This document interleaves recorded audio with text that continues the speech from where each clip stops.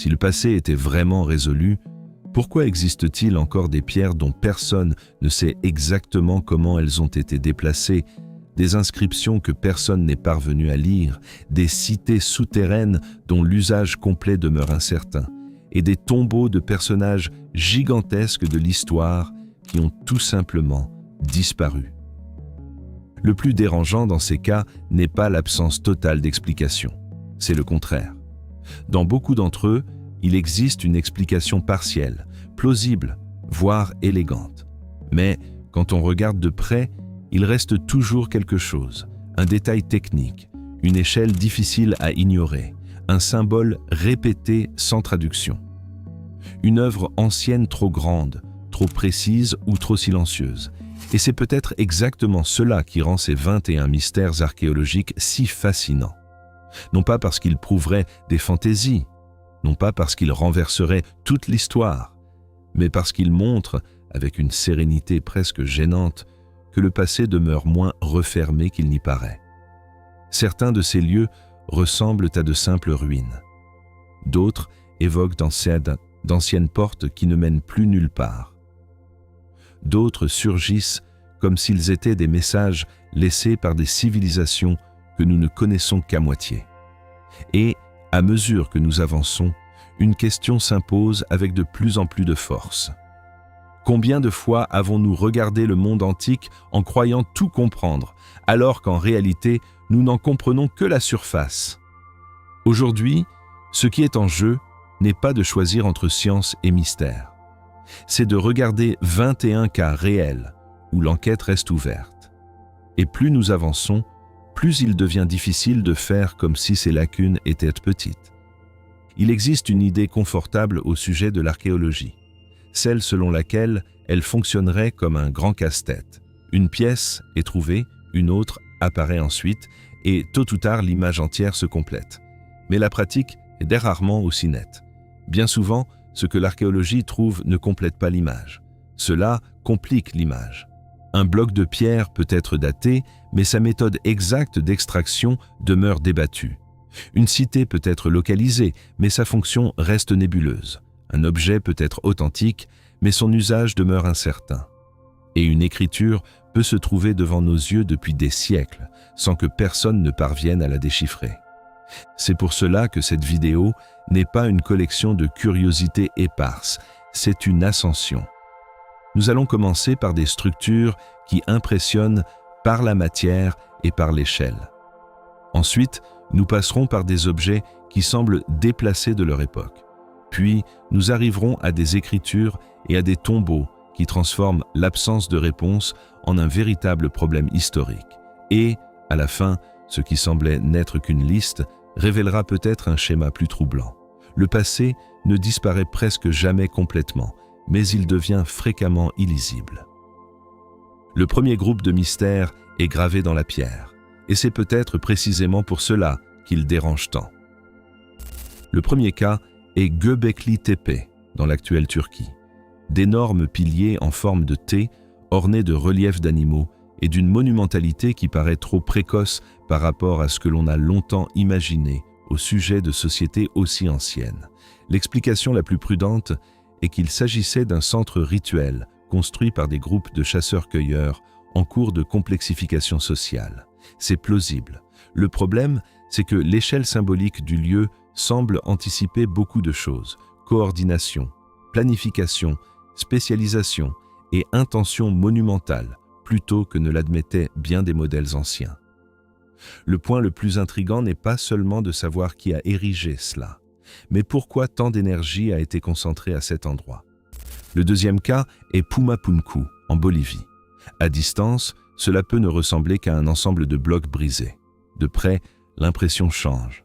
Certaines pièces présentent des emboîtements, des angles et des découpes qui évoquent un travail modulaire. L'hypothèse la plus prudente affirme que le site faisait partie du complexe de Tiwanaku et fut construit avec des techniques de taille de la pierre avancées, mais humaines, recourant à l'abrasion, à la percussion et à un travail très organisé. Pourtant, des questions persistent. Comment certains blocs ont-ils été transportés? Pourquoi certaines découpes sont-elles si régulières? Et quelle était exactement la fonction architecturale de l'ensemble d'origine?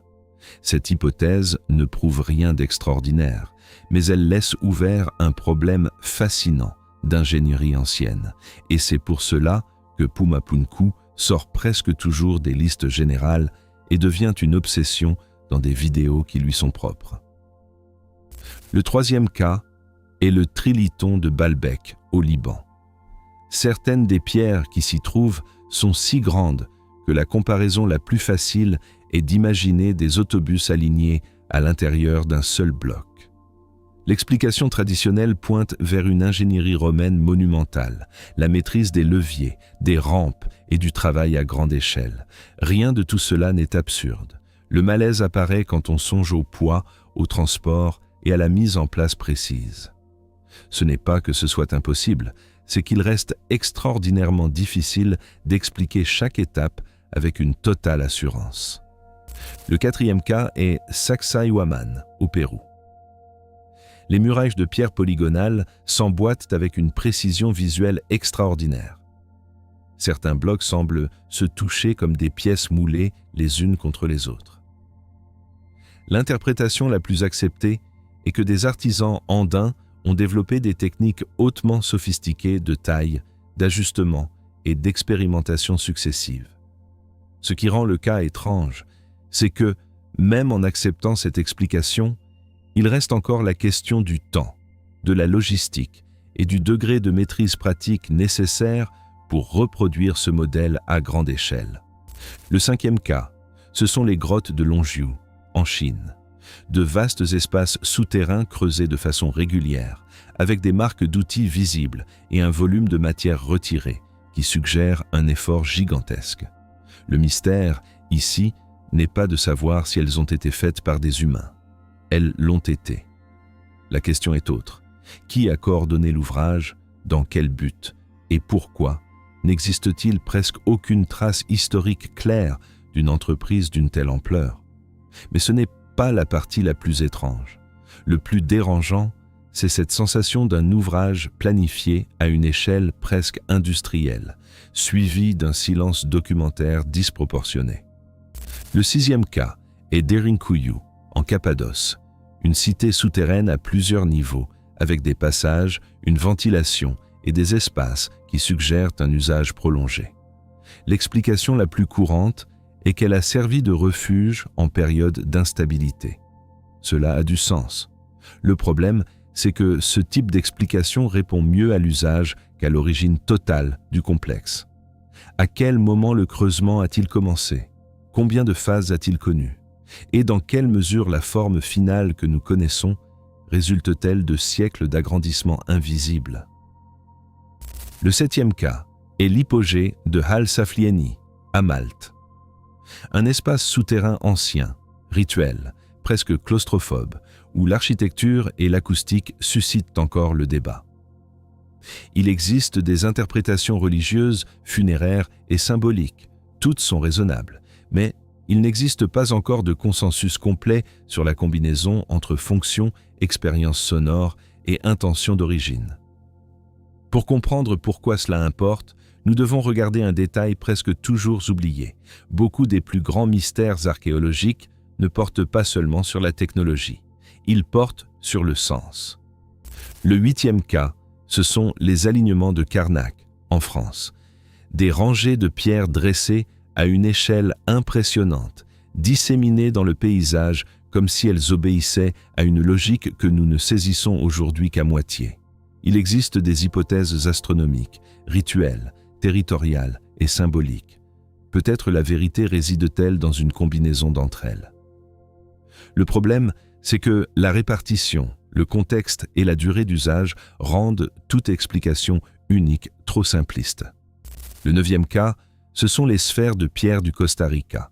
Certaines paraissent presque trop artificielles pour le regard moderne, comme si quelqu'un avait décidé de laisser de la géométrie pure au milieu du paysage. Nous savons qu'il s'agit d'œuvres humaines associées à des sociétés précolombiennes. Ce qui demeure en débat, c'est leur but exact, leur symbolisme et le système dans lequel elles s'inscrivaient. Marqueurs de pouvoir, éléments cérémoniels, organisation spatiale, il n'existe pas encore de réponse définitive. Le 10e cas est la plaine des jarres au Laos, des centaines de grands récipients de pierre dispersés sur toute une région. L'interprétation funéraire est solide et bénéficie d'un appui archéologique. Mais elle ne résout pas tout. Qui les a faits exactement? Dans quelle chaîne de production? Avec quelle organisation sociale? Et pourquoi cette forme monumentale a-t-elle été adoptée en temps de points? Le point le plus intrigant, c'est la répétition. Quand un schéma apparaît à grande échelle et demeure pourtant mal expliqué, le mystère cesse d'être un détail et devient une structure. Le 11e cas, ce sont les lignes de Nazca, au Pérou. L'explication la plus connue parle de géoglyphes aux fonctions rituelles, cosmologiques ou liées à l'eau. C'est une hypothèse respectée. Mais il existe un détail qui rend cette histoire encore plus difficile à ignorer. Certaines figures semblent faites pour être comprises depuis un point de vue que l'observateur au sol ne possède pas toujours facilement. Cela ne crée pas une réponse extraordinaire. Cela crée une question persistante sur la planification, la perception et l'intention. Le 12e cas vient de la Chine antique, Cangxingdui. Des masques de bronze, des visages allongés, des yeux saillants, des formes qui semblent décalées par rapport à l'imaginaire le plus connu de l'Antiquité chinoise. Aujourd'hui, nous savons qu'il s'agit d'une culture matérielle complexe et réelle, et non d'une anomalie isolée. Pourtant, beaucoup demeurent en suspens. Pourquoi ces objets ont-ils été déposés de cette manière? Quelle était exactement la cosmologie qui les sous-tendait? Et pourquoi certaines traditions paraissent-elles si distinctes du répertoire attendu par quiconque apprend l'histoire de la Chine de manière simplifiée? Le 13e cas est le mécanisme d'Anticythère. Non parce qu'il serait impossible à expliquer, mais parce qu'il demeure extraordinaire. Il s'agit d'un artefact technologique sophistiqué, trouvé dans une épave ancienne, capable de modéliser des mouvements astronomiques. L'explication traditionnelle affirme qu'il est le fruit d'une tradition hellénistique avancée de mathématiques et de mécanique. C'est cohérent. Ce qui dérange, c'est autre chose. Si un tel degré de complexité a existé, combien d'autres objets semblables se sont perdus et combien de lignées technologiques anciennes ont disparu sans laisser de continuité visible? C'est ici que le mystère devient plus dérangeant. Parfois, le problème n'est pas de trouver quelque chose sans explication. C'est de trouver quelque chose qui fait paraître le reste du tableau incomplet. Le 14e cas, ce sont les dodécaèdres romains.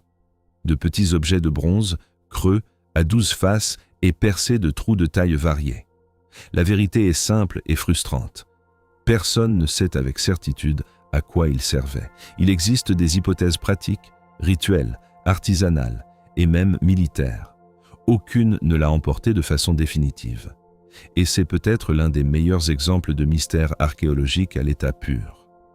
Objet réel, contexte historique réel, explication possible, aucune conclusion finale. Le 15e cas est le disque de Phaistos, trouvé en Crète. Un disque d'argile portant des symboles imprimés en spirale. La prudence commande de dire deux choses en même temps. D'abord, c'est l'un des objets les plus intrigants du monde antique. Ensuite, toute interprétation trop assurée court ici un risque. La difficulté est de savoir si nous avons affaire à une écriture, à un système rituel, à un message unique ou à toute autre chose. Sans suffisamment de parallèles, la lecture devient un terrain instable. Le 16e cas est l'écriture de la vallée de l'Indus. Des sceaux, des signes courts, des récurrences graphiques, mais aucun déchiffrement consensuel. Certains chercheurs suggèrent qu'il s'agit d'une forme d'écriture. D'autres proposent un système symbolique plus limité. L'absence de texte long et bilingue rend tout cela plus difficile. Ce que l'on sait avec certitude, c'est qu'il existait une organisation urbaine impressionnante dans cette civilisation. Ce que nous ne savons pas encore, c'est comment elle consignait pleinement son monde. Le 17e cas est le Rongorongo de l'île de Pâques, des glyphes gravés sur des tablettes de bois qui continuent de résister à une traduction définitive. Une interprétation possible et que le système ait préservé une mémoire rituelle ou généalogique. Une autre possibilité est que son usage ait été plus restreint qu'on ne l'imagine. Le problème, c'est que la perte du contexte historique et la rareté du matériel transforment chaque tentative de déchiffrement en un exercice incomplet. Le 18e cas est le tombeau perdu d'Alexandre le Grand. Nous savons que son corps fut l'objet d'une attention politique énorme. Nous savons que sa sépulture fut visitée dans l'Antiquité. Et pourtant, son emplacement final demeure incertain. Alexandrie concentre des soupçons naturels, mais la preuve concluante n'est jamais apparue. Ce n'est pas une simple curiosité biographique. C'est un vide archéologique gigantesque au cœur de l'histoire méditerranéenne. Le 19e cas est le tombeau de Gengis Khan. Peut-être aucun chef n'a-t-il autant remodelé la carte de l'Eurasie tout en laissant un destin funéraire aussi opaque. Il existe des traditions, des régions suspectes, des expéditions et des hypothèses. Mais l'absence de confirmation finale maintient le cas ouvert. Et ici surgit une question importante. Parfois, le plus grand mystère n'est pas une construction. C'est une disparition réussie. Mais ce n'est pas la partie la plus étrange, car dans certains cas, l'absence paraît presque intentionnelle. Le 20e cas est le possible tombeau de Cléopâtre. Aux côtés de Marc-Antoine, l'une des figures les plus célèbres de l'Antiquité demeure entourée d'une absence archéologique déconcertante. Il existe des zones prometteuses, notamment autour de Taposiris Magna, et de bonnes raisons à l'intérêt continu. Pourtant, la découverte définitive n'est jamais arrivée. Le détail que presque personne ne perçoit ici est le suivant. Quand un personnage devient un mythe, les attentes modernes ont tendance à fausser la recherche. On attend une grandeur visible, alors que la réponse, si elle existe, peut être cachée dans un contexte bien moins théâtral. Le 21e cas est Rapa Nui, l'île de Pâques, et l'énigme qui persiste autour des Moai, de leur déplacement, de leur signification et de l'effondrement social associé à l'île. Il existe des hypothèses de plus en plus affinées sur le transport, la coopération communautaire et la transformation environnementale. C'est important, car cela écarte les explications fantaisistes. Mais il reste encore des questions sur la séquence historique, la prise de décision et la manière exacte dont monuments, territoires, prestige et crise se sont reliés au fil du temps. Et, quand nous regardons ces 21 cas ensemble, un schéma commence à émerger. Le passé n'est pas mystérieux uniquement quand quelque chose est gigantesque. Il devient mystérieux quand il manque des liens. Quand nous avons la pierre, mais pas le projet, le symbole, mais pas la langue, le monument, mais pas l'intention complète, la tradition, mais pas le contexte, l'œuvre, mais pas le nom. C'est pour cela que certains lieux nous hantent plus que d'autres. Une muraille ancienne peut être techniquement explicable et malgré tout demeurer psychologiquement déconcertante. Une porte enterrée peut ne cacher aucun secret fabuleux, mais il suffit qu'elle existe hors contexte pour provoquer une question difficile à faire taire. Un bloc aux découpes précises, vu en photographie, ne ressemble qu'à une ruine. Vu de près, il ressemble à un message incomplet. Ce même schéma apparaît dans un autre mystère qui défie lui aussi notre lecture du passé. Des constructions anciennes qui ressemblent à de simples ruines, mais qui cachent des problèmes d'ingénierie bien plus grands qu'il n'y paraît à première vue. Et peu d'exemples le font aussi bien que Pumapunku. Car, au fond, Pumapunku concentre presque tout ce que nous avons vu jusqu'ici. La pierre, l'échelle, la fragmentation, la précision, le débat, les exagérations populaires, et, derrière tout cela, un noyau sérieux de questions archéologiques légitimes. Qui a construit? Comment a-t-on planifié? Qu'existait-il là avant la destruction? Et pourquoi, même après tant d'études, ces images continuent-elles de paraître presque modernes aux yeux de ceux qui les voient pour la première fois? Peut-être la meilleure manière d'aborder ces mystères est-elle d'abandonner deux tentations. La première est de dire que tout est résolu. La seconde est de transformer toute lacune en fantaisie. Entre ces deux extrêmes se trouve le terrain le plus intéressant de tous, celui de l'enquête honnête. Au final, ces 21 mystères archéologiques ne prouvent pas que nous ne savons rien. Mais ils ne permettent pas non plus de dire que nous en savons assez. Ils montrent que l'histoire humaine est solide, étudiable, documentable, mais encore traversée par des silences importants. Et, en archéologie, le silence est aussi une preuve. L'absence de consensus est une information. La difficulté à expliquer un détail est un indice. Et ce qui survit dans la pierre, le métal, le souterrain ou l'inscription continue de nous obliger à poser la même question sous des formes différentes. Que s'est-il exactement passé ici ? Peut-être ne trouverons-nous jamais de réponse finale à tous ces cas. Peut-être certains demeureront-ils pour toujours dans cet espace inconfortable entre l'hypothèse forte et la certitude impossible. Mais cela n'affaiblit pas l'histoire. Au contraire, cela la rend plus humaine, plus vivante et plus digne d'enquête. Car le passé ne se termine pas quand quelque chose est construit. Il se termine quand il cesse d'être compris. Et certains des vestiges les plus impressionnants du monde antique se trouvent encore exactement à ce point. Parmi eux tous, cependant, l'un d'eux revient sans cesse comme une épine dans le pied de notre confiance moderne. Un lieu élevé, fragmenté, sévère, où des blocs gigantesques semblent porter une question qui n'a pas encore reçu de réponse complète. Si cette liste a montré combien le passé demeure ouvert, la prochaine étape est de regarder un seul cas jusqu'au bout. Qui a réellement construit Pumapunku ?